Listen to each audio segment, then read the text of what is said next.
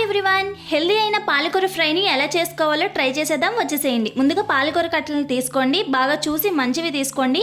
పండిపోయిన ఆకులు, చిల్లులో ఉన్న ఆకులు అవన్నీ తీసేసి మంచిగా వాటర్లో వాష్ చేసుకుని అప్పుడు కట్ చేసుకుని పక్కన పెట్టేసుకోండి. ఆ తర్వాత ఎండుమిర్చి, కరివేపాకు, ఒక వెల్లుల్లిపాయ తీసుకుని పక్కన పెట్టేసుకోండి. పచ్చిశనగపప్పు, మినప్పప్పు, కొంచెం సాల్ట్, ఆవాలు, జీలకర్ర, వెల్లుల్లిపాయలని ఈ విధంగా పొట్టు తీసేసుకుని పక్కన పెట్టేసుకోండి. ఇప్పుడు స్టవ్ పైన ఒక కళాయి పెట్టుకుని ఆయిల్ యాడ్ చేసుకుని ఆవాలు, జీలకర్ర, పచ్చిశనగపప్పు, మినప్పప్పు, మనం పొట్టు తీసి పక్కన పెట్టుకున్న వెల్లుల్లిపాయలు, కొంచెం కరివేపాకు, ఎండుమిర్చి ఈ విధంగా తుంచేసి యాడ్ చేసేసి అది లైట్ గోల్డెన్ కలర్ వచ్చేంత వరకు ఫ్రై చేసుకుని కట్ చేసి పెట్టుకున్న పాలకూర యాడ్ చేసేయండి.